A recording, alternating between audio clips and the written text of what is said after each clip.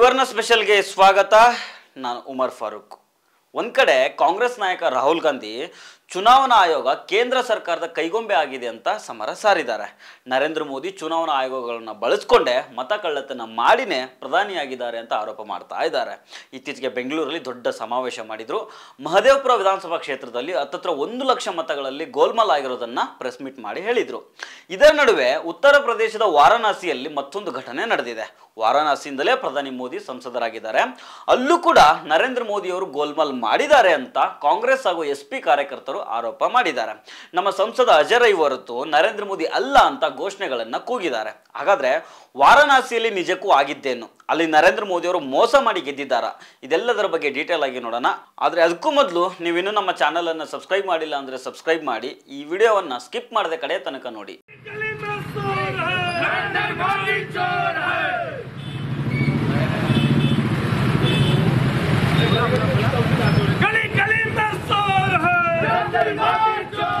ಪ್ರಧಾನಿ ನರೇಂದ್ರ ಮೋದಿ ವಿರುದ್ಧ ಲೋಕಸಭಾ ಚುನಾವಣೆಯಲ್ಲಿ ಸ್ಪರ್ಧೆ ಮಾಡಿದ್ದ ಕಾಂಗ್ರೆಸ್ ನಾಯಕ ಅಜಯ್ ರಾಯ್ ಅವರ ಒಂದು ವಿಡಿಯೋ ವೈರಲ್ ಆಗಿದೆ. ಅದರಲ್ಲಿ ಕಾಂಗ್ರೆಸ್ ಮತ್ತು ಸಮಾಜವಾದಿ ಪಕ್ಷದ ಕಾರ್ಯಕರ್ತರು ಡೋಲನ್ನ ತರಿಸಿ ಬಾರಿಸಿ ಎಂಜಾಯ್ ಮಾಡ್ತಾ ಇದ್ದಾರೆ. ಅಜಯ್ ರೈಗೆ ಹಾರ ಹಾಕಿ ಗೆಲುವಿನ ಸಂಭ್ರಮವನ್ನ ಆಚರಣೆ ಮಾಡ್ತಾ ಇದ್ದಾರೆ. ನರೇಂದ್ರ ಮೋದಿ ಚೋರೈ ಅಂತ ಘೋಷಣೆಗಳನ್ನ ಕೂಗ್ತಾ ಇದ್ದಾರೆ. ಇದೆಲ್ಲ ಆಗಿದ್ದು ವಾರಣಾಸಿ ಲೋಕಸಭಾ ಕ್ಷೇತ್ರದ ವಿಚಾರದಲ್ಲಿ. ಯಾಕಂತಂದ್ರೆ ವಾರಣಾಸಿ ನರೇಂದ್ರ ಮೋದಿಗೆ ಕರ್ಮಸ್ಥಾನ. ಅಲ್ಲಿಂದಲೇ ಅವರು 3ನೇ ಬಾರಿಗೆ ಸಂಸದರಾಗಿದ್ದಾರೆ. ಇತ್ತೀಚೆಗೆ ಉತ್ತರ ಪ್ರದೇಶದ ಕಾಂಗ್ರೆಸ್ ನಾಯಕ ಅಜಯ್ ರಾಯ್ ಇವರು ಅಲ್ಲಿಯ PCC ಪ್ರೆಸಿಡೆಂಟ್ ಕೂಡ ಆಗಿದ್ರು. ಕಳೆದ ಲೋಕಸಭಾ ಚುನಾವಣೆಯಲ್ಲಿ ನರೇಂದ್ರ ಮೋದಿ ವಿರುದ್ಧ ಕಂಟೆಸ್ಟ್ ಮಾಡಿದ್ರು. ಪ್ರಧಾನಿ ನರೇಂದ್ರ ಮೋದಿ ವಾರಣಾಸಿಯಲ್ಲಿ ಗೆಲ್ಲೋದಕ್ಕೆ ಅಡ್ಡದಾರಿ ಹಿಡಿದಿದ್ರು. ನಕಲಿ ಮತದಾನ ಮತ್ತು ಮತದಾರರ ಪಟ್ಟಿಯನ್ನು ತಿರುಚಿ ಚುನಾವಣೆಯಲ್ಲಿ ಗೆದ್ದಿದ್ದಾರೆ ಅಂತ ಹೇಳಿದ್ರು. ಇವರು ಈ ಹೇಳಿಕೆಯನ್ನು ಕೊಟ್ಟ ಸ್ವಲ್ಪ ದಿನ ಆದ್ಮೇಲೆ ಈ ಸಂಭ್ರಮ ಪಡೋ ಘಟನೆಗಳು ವಾರಣಾಸಿಯಲ್ಲಿ ನಡೆದಿದ್ದಾವೆ. ನಮ್ಮ ನಿಜವಾದ ಸಂಸದ ಕಾಂಗ್ರೆಸ್ಸಿನ ಅಜಯ್ ರೈ ಹೊರತು ಮತ ಕದ್ದು ಗೆದ್ದ ಮೋದಿ ಅಲ್ಲ ಅಂತ ಕಾಂಗ್ರೆಸ್ ಹಾಗೂ SP ಕಾರ್ಯಕರ್ತರು ಹಾರ ಹಾಕಿ ಘೋಷಣೆ ಕೂಗಿ ಸಂಭ್ರಮ ಪಟ್ಟಿದ್ದಾರೆ. ಒಂದು ವಿಚಾರ ಏನಂತಂದ್ರೆ 2024ರ ಪಾರ್ಲಿಮೆಂಟ್ ಎಲೆಕ್ಷನ್ ಅಲ್ಲಿ ವಾರಣಾಸಿಯಲ್ಲಿ ಭಾರಿ ತುರುಸಿನ ಸ್ಪರ್ಧೆ ಏರ್ಪಟ್ಟಿತ್ತು. ಬಿಜೆಪಿ ಟೋಟಲಿ 400 ಪಾರ್ ಮಾಡುತ್ತೆ. ವಾರಣಾಸಿಯಲ್ಲಿ ನರೇಂದ್ರ ಮೋದಿ 10 ಲಕ್ಷ ಲೀಡ್ ನಲ್ಲಿ ಓಟ್ ತಗೊಂಡು ಗೆಲ್ತಾರೆ ಅಂತ UPಯ ಬಿಜೆಪಿ ನಾಯಕರು ಹೇಳ್ತಾ ಇದ್ರು. ಆದ್ರೆ ರಿಸಲ್ಟ್ ದಿನ ಎಲ್ಲರ ಲೆಕ್ಕಾಚಾರ ಉಲ್ಟಾ ಆಗಿತ್ತು. ಒಂದ್ ಕಡೆ ಬಿಜೆಪಿ ಬಹುಮತದ ಹತ್ರ ಬರೋದಿಕ್ಕೂ ತಿನ್ಕಾಡ್ತಾ ಇತ್ತು. ಇನ್ನೊಂದ್ ಕಡೆ ವಾರಣಾಸಿ ಕ್ಷೇತ್ರದಲ್ಲಿ ನರೇಂದ್ರ ಮೋದಿ ಗೆಲ್ಲೋದಿಕ್ಕೂ ಕಷ್ಟ ಅನ್ನುವಂಥ ಪರಿಸ್ಥಿತಿ ನಿರ್ಮಾಣ ಆಗಿತ್ತು. ಆರಂಭದಲ್ಲಿ ನರೇಂದ್ರ ಮೋದಿ ಹಿನ್ನಡೆಯನ್ನೇ ಅನುಭವಿಸಿದ್ರು. ಅಜಯ್ ರೈ ಮುನ್ನಡೆಯಲ್ಲಿದ್ರು. ಆದ್ರೆ ಅಂತಿಮವಾಗಿ ಕೊನೆಯ ಒಂದಿಷ್ಟು ಸುತ್ತುಗಳಲ್ಲಿ ಮುನ್ನಡೆ ಸಾಧಿಸಿ ನರೇಂದ್ರ ಮೋದಿ ಅವರು ತಿನುಕಾಡಿ 1.5 ಲಕ್ಷ ಓಟಿಂದ ಗೆದ್ದು ಬಂದ್ರು.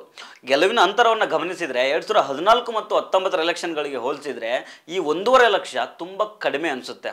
ಹೀಗಾಗಿ ಅಜಯ್ ರೈ ಚುನಾವಣಾ ಆಯೋಗದ ಮೇಲೆ ಆರೋಪ ಮಾಡಿದ್ರು. ವಾರಣಾಸಿಯಲ್ಲಿ ಮೋದಿ ಅವರು ಓಟ್ ಕದ್ದು ಗೆದ್ದಿದ್ದಾರೆ ಅಂತ ಆರೋಪ ಮಾಡಿದ್ರು. ಇತ್ತೀಚೆಗೆ ಕಾಂಗ್ರೆಸ್ ಒಂದು ದಾಖಲೆಯನ್ನು ಬಿಡುಗಡೆ ಮಾಡ್ತು. ಅದೇನಂತಂದ್ರೆ ವಾರಣಾಸಿಯ ವಾರ್ಡ್ ನಂಬರ್ 51ರಲ್ಲಿ ಕಾಶ್ಮೀರಿ ಗಂಜ್ ಅನ್ನೋ ಪ್ರದೇಶ ಇದೆ. ಇಲ್ಲಿ 50ಕ್ಕೂ ಹೆಚ್ಚಿನ ಜನರಿಗೆ ಒಬ್ಬನೇ ಅಪ್ಪ ಇದ್ದಾನೆ. ಅವನ ಹೆಸರು ರಾಮ್ ಕಮಲ್ ದಾಸ್.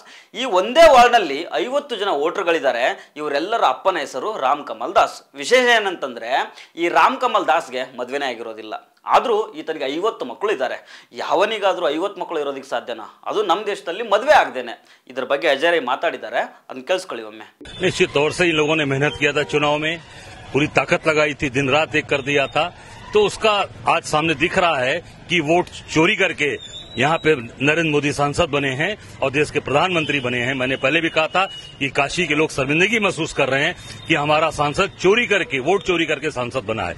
अब एक एक घर में 50-50 लोग निकल रहे हैं, 60-60 लोग निकल रहे हैं, उनके 49 बच्चे निकल रहे हैं। क्या है? ये भी तो सब जांच होने दीजिए। सारी चीजें सामने आ रही है। पूरी तरीके से भारतीय जनता पार्टी ने पूरे देश के अंदर चोरी करके और प्रधानमंत्री ने बनारस में चोरी करके यहाँ से वोट चोरी करके सांसद बने। ये हमारे कार्यकर्ता, हमारे भाई हैं। समाजवादी पार्टी, अमन यादव से लेकर हमारे सारे साथी, इन लोगों ने दिन रात मेहनत किया था। दिन रात, सुबह न देखी न रात देखी, मेहनत करके आज 4,60,000 जो वोट मतदाता दिए, मैं उसके लिए बधाई देना चाहता हूँ। चोरी करके इन लोगों ने चुनाव जीता है। अब काशी की जनता ने इनको अस्वीकार किया है, आज इन्होंने बधाई दिया। ಹೀಗಾಗಿ ಇದು ಗೋಲ್ಮಾಲ್ ಅಂತ ಕಾಂಗ್ರೆಸ್ ಆರೋಪ ಮಾಡಿತು. ನರೇಂದ್ರ ಮೋದಿ ಕೂಡ ವಾರಣಾಸಿಯಲ್ಲಿ ಮತಗಳ್ಳತನ ಮಾಡಿಯೇ ಸಂಸದರಾಗಿದ್ದಾರೆ.